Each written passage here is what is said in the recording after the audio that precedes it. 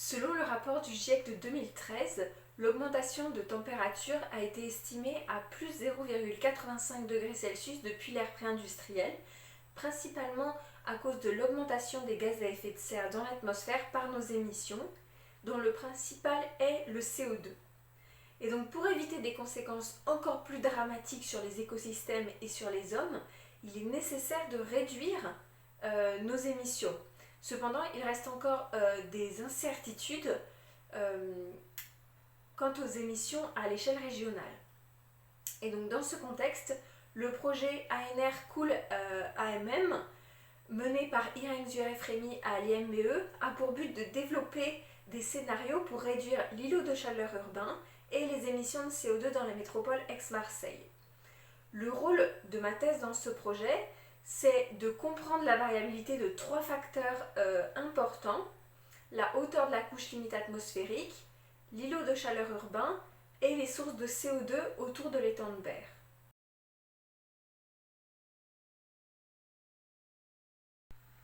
Donc une meilleure compréhension des concentrations de CO2 et de leur variabilité à l'échelle régionale, ça passe par une meilleure compréhension de la variabilité de la hauteur de la couche limite atmosphérique.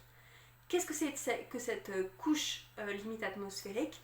C'est la couche de l'atmosphère qui va être directement influencée par la surface. Elle dépend de l'ensoleillement, donc c'est-à-dire que le jour, elle est bien mélangée, alors que la nuit, il y a plutôt stagnation des polluants. Et elle représente de ce fait le principal facteur de dilution des émissions.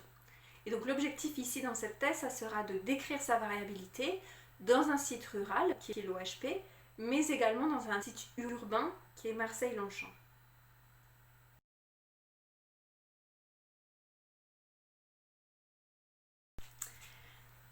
Alors en pratique, on va utiliser un lidar. Un lidar, c'est un instrument de mesure qui émet une impulsion lumineuse à la verticale dans une certaine longueur d'onde et qui mesure le signal qui sera rétrodiffusé par les molécules et les aérosols. Et donc comment est-ce qu'on va obtenir cette hauteur de couche limite? On considère en fait que les aérosols sont tous contenus dans la couche limite atmosphérique et l'altitude où on va observer un gradient dans leur concentration marquera cette hauteur de couche limite atmosphérique.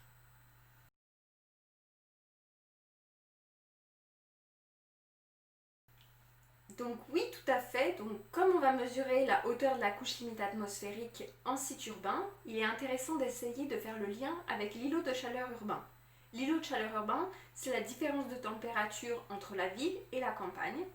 Et donc cette différence, elle est généralement positive du fait du stockage de la chaleur pendant la journée en ville qui est restituée la nuit.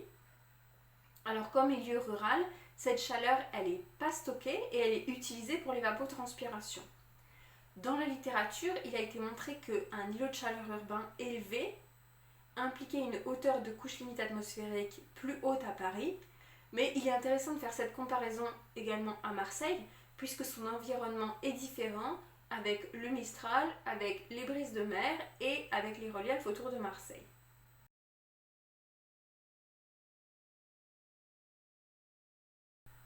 Donc les émissions de CO2 du secteur industriel représentent plus de 50% des émissions totales de CO2 dans les Bouches-du-Rhône, donc selon les estimations de l'Agence de qualité de l'air de la région sud qui s'appelle Atmosud.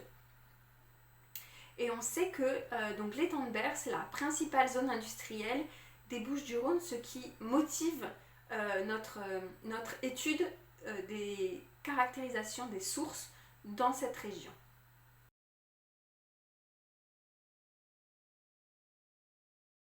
Nous allons installer un analyseur de CO2 à la station Port-de-Bouc qui va réaliser des mesures continues de CO2.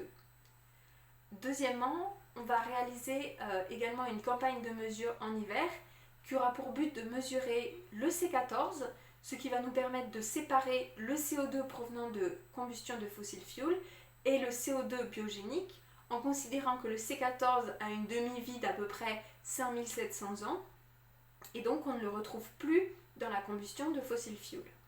Et enfin, donc, on va réaliser une étude des espèces coémises, donc monoxyde de carbone, méthane et COV, pour distinguer les différents sources d'émissions telles que par exemple le trafic, le chauffage au bois ou encore les industries.